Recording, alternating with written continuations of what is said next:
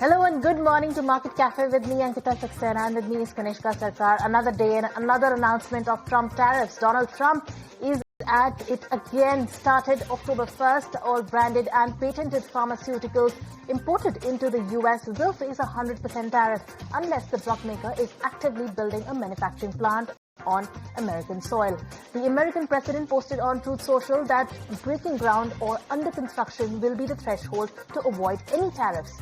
The White House frames it as a bid to boost domestic drug production and reduce reliance on foreign supply chains, but critics warn it could spike drug prices and disrupt the patient access, especially for specialized medicines not yet made in the US. The policy sets up a direct showdown with Big Pharma.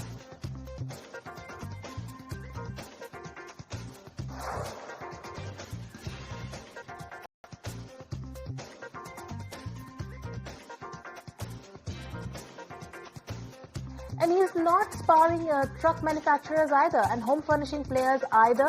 In more posts, Trump announced that he is imposing a 25% tariff on all heavy trucks to protect domestic players and 50% tariffs on kitchen cabinets, bathroom vanities and associated products to stop the flooding of such products and secure their own manufacturing. And Sumita Karir has been tracking all these developments. She's now joining us through all the tariffs that Trump has announced overnight. Sumita, take us through what is this new Trump saga that has been brewing overnight?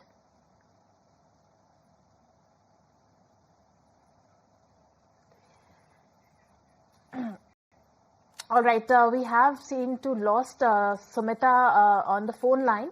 But let's get you how the Asian markets are reacting to, the Trump announcement. Asian markets have opened up in the red, reacting to a 100% tariff on branded pharma drugs. Now, remember, India is a strong market as far as the pharmaceuticals are concerned. In fact, almost 80 to 90% of Indian drugs are imported to the US. But we are back with Sumita Karir on the phone line. Hi, Sumita. Thank you for joining us. Sumita, take us through all the tariffs that Trump has announced overnight. Right, another day, another set of announcements that has been made by Donald Trump. In fact, Donald Trump essentially has suggested that 100% tariffs on pharmaceutical companies that are not building in America, that are not manufacturing in America, that will be applied on those companies. Additionally, he's also stated that a 50% duty will be applied on kitchen cabinets and bathroom vanities. He's also added 30% duty on upholstered furniture and a 25% duty on heavy trucks, and these tariffs come into effect on October 1, essentially just about 4 to 5 days from now. He essentially stated that any company that's currently manufacturing in America, that's building in America, or if is in a breaking ground stage as far as pharmaceutical tariffs are concerned, they will be exempt from these pharma tariffs. Remember, Donald Trump had earlier stated since April that there will be separate tariffs on categories like pharmaceuticals and semiconductors. And now he's imposed these sweeping tariffs on pharmaceutical companies that are not manufacturing in America. Remember, making in America, manufacturing in America has been a campaign promise as he plans to move supply chains to America, as he plans to build in America, and that's essentially what he has stated. Now, this is also coming in at a time when Donald Trump just 2 days back stated that the economy is in a great shape. However, interest rates are high. However, we're doing well. He's also stated that gasoline prices have come down, and the fact that overall America is doing very well, that they struck very many trade deals as well. But what is the impact on Indian drug manufacturers as far as these pharma tariffs are concerned? Remember, India remains one of the key suppliers, largest supplier of medicines to the United States. In fact, if we look at some 2024 data, India's pharma exports were valued at $12.72 billion. And this, remember, consistently, if we look at the export data, this has consistently remained as one of the top categories of exports to the United States. So it remains to be seen the overall impact. And of course, if there will be further clarification that will be issued by Donald Trump on how these tariffs will eventually be petered down, will be brought down. So besides the entire tariff news that's been playing out, Trump has also cleared a major hurdle for TikTok's survival in the US, signing an executive order that approves a proposed deal shifting the app into American ownership.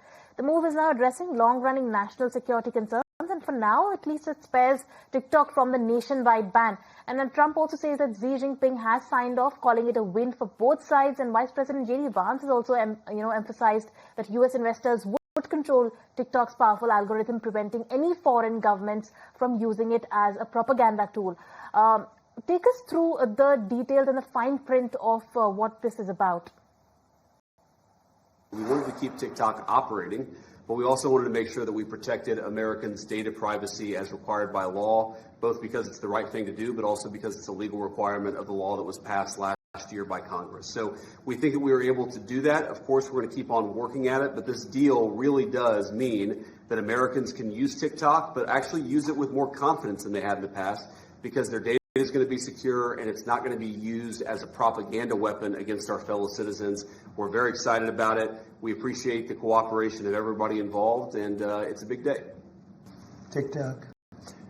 Now, maybe if you want, we could take a couple of questions on TikTok, and then we're going to get onto something completely different. Okay? Yeah. Mr. President, Jeff? Mr. Vice President, you mentioned that China was resistant. Can you describe where China is now? Are they fully on board with this? They're on board, yeah. I spoke with President Xi. We had a good talk. I told him what we were doing, and he said, go ahead with it. All right. That's Trump talking about the entire TikTok deal. But Sumita is joining us yet again. Tell us, Sumita, more about this deal, and does it really hold a blueprint for something that India could also follow, since TikTok is banned here as well?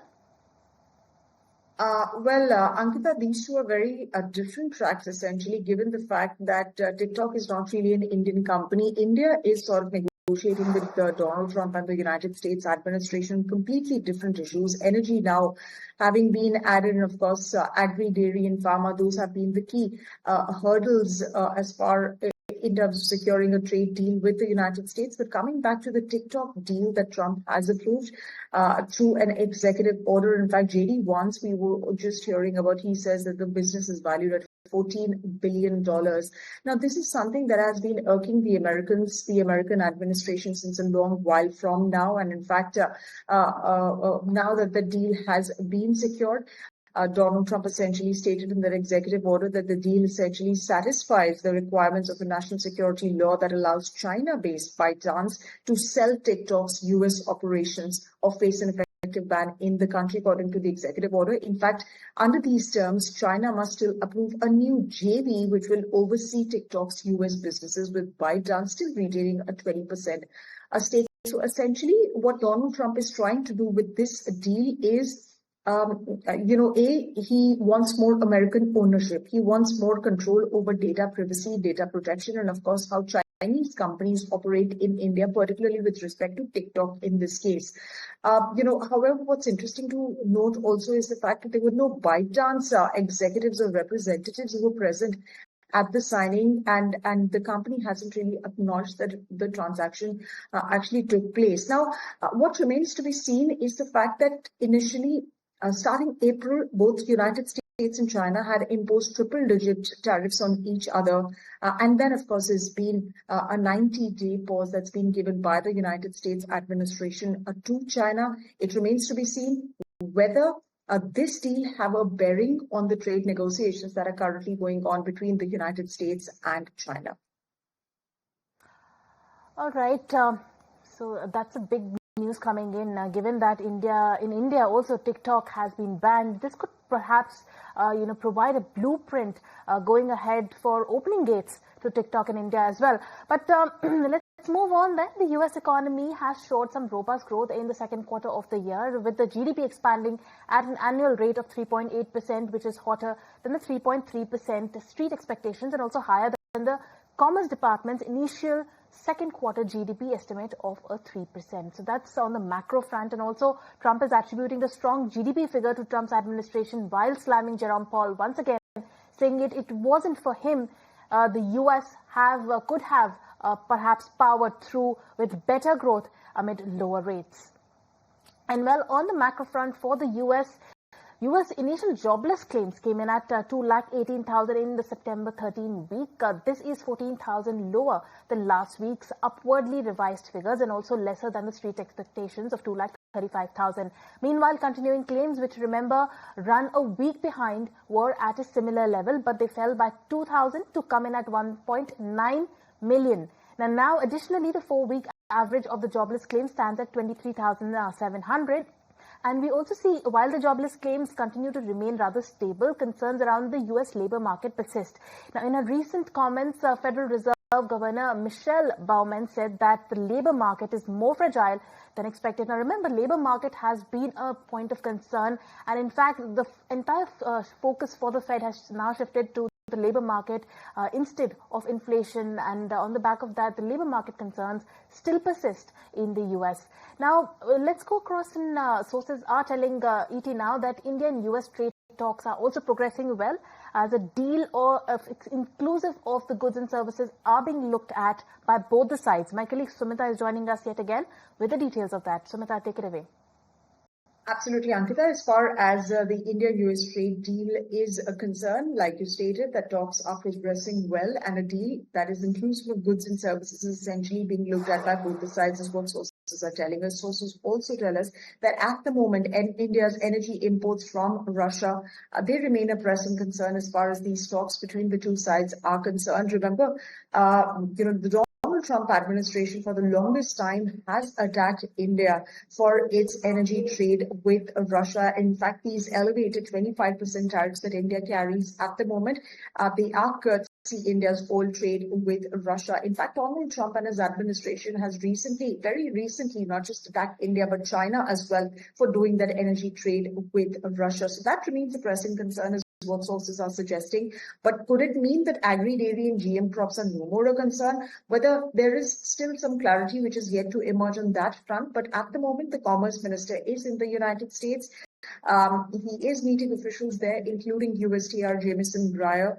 And this, remember, is after a team from the United States was in India on 16 September 2025, wherein both sides stated the talks were positive, and positive discussions were held on the trade deal, not just on the trade deal, but ties between the two nations as well. And India and the United States, after that, they decided to intensify these trade negotiations and discussions. In fact, if you remember, Piyush Goyal, the Indian Commerce Minister, just 2 days back at a gathering in New York, stated that we are expecting our trade with the United States on energy products in the years to come to go up. In fact, our energy security goals will have a very high element of US involvement. Remember, energy security is one of the pillars of the partnership that India and States have, aside of the other pillars, including technology, people-to-people cooperation, and defense. So energy, remember, this is going to be an important sector to watch out as far as trade deal negotiations between the two sides are concerned. All right. Sumita, thank you so much for joining us with all those details and all that news flow. But the biggest news for the day is the fact that Donald Trump has imposed a 100% tariff on branded pharma products. In fact, unless a company is manufacturing in the US, they will have to pay a lofty tariff of almost 100%. But now joining us is A. Vedish, former Vice President, South Asia and Managing Director of GlaxoSmithKline Pharmaceuticals, who's joining us now on the phone line. Good morning, Mr. Vedish. Thank you so much for joining us. Good morning. Mr. Vedish, yet another day where Trump has announced yet another tariff. This time he is aiming for the pharma companies, especially the branded ones. He's imposed a 100% tariff. First question, Mr. Vedish, is 100% really a viable figure? Yeah, so see, first and foremost, this is not something which was not expected. You know very well that this has been going on for some time. Even in the bad news, there is some good news, right? So it's only targeting branded or patented drugs. And out of around 8.73 billion last year India pharma exports, this won't be more than 5 to 10%. So the impact actually that we are talking about is for about 3 to 4 companies which are dependent on specialty drugs or patented drugs. So if I have to sum it up, it's a very specifically targeted business, but I don't think it's going to have a severe impact for the industry. Go ahead. Sorry, you were saying something. Be a little mitigated because there are a few companies that have that sort of an exposure to the US market, and two of them are Sun Pharma and Biocon, and especially Biocon that has now recently announced commissioning of a new plant in the US. So that, perhaps helps Biocon in that aspect. But going ahead, do you see these companies that have a greater exposure in terms of branded products to the US perhaps start, perhaps will need a more capex expansion as far as the US market is concerned, or setting up of plants in the US itself? Yeah, I think so, because see, what we basically, the announcement says that if you've already broken ground or under construction on a US plant, you will be exempted from 100%. So if I'm not mistaken, that some of the companies have already initiated the construction. Even if you say I have a building, you may come under exemption. So largely, I think not more than $300 million is under the purview of this particular tariff. Even under that, your EBITDA impact cannot be more than $20 to $30 million. Out of which even some of them, they must be already working, supplying from US, and not everything will get affected because they will pass on the cost, because it's branded and patented.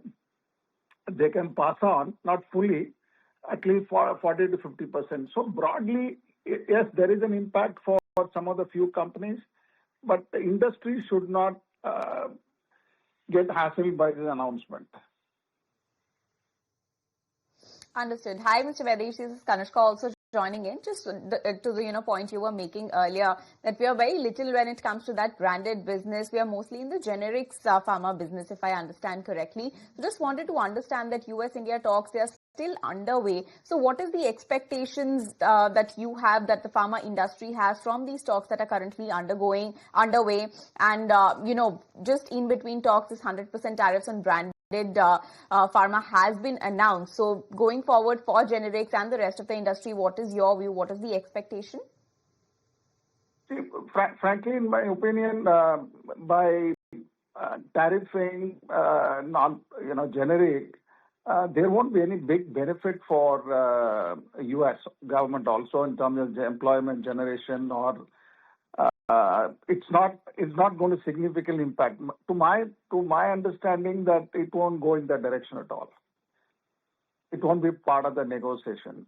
Obviously, very well, trade negotiation is complex, and what are the trade-offs the negotiators are going to look at. My sense is that the regular generics should not get affected. All right. So generics will unlikely be affected with the tariffs as trade negotiations are underway between India and US currently. Thank you so much, Mr. Vedesh, for joining us today and helping us with that perspective. On that note, we'll let you go. Lovely speaking with you. All right. On that note, we'll take a very short break. Be right back with more news and updates coming up on the other side. It's down about 0.5%, whereas the Nasdaq, that also dropped similarly by 0.5%. Treasury yields, they also moved higher, with 10-year yields touching 4.2% at one point. Now, stronger than expected economic data. Investors were also assessing this GDP data and the jobless claims that came in. Apart from that, tech stocks weighed on the sentiment. Oracle slumped about 5.6%, whereas Meta and Tesla, they also pulled back, fueling concerns that lofty valuations in the AI space may be overheating. For the week, the S&P 500 is down about just about 1%. The Nasdaq is off more than 1%, whereas the Dow, that is low by 0.8% right now for the week. Now, looking ahead, the big focus is on the August personal consumption expenditure index that is due later today, that is on Friday. Now, remember, this is Fed's preferred. Right, as far as crude prices are concerned, they eased on Thursday as the new US economic data tempered optimism around the further interest rate cuts. Now remember, the GDP has come out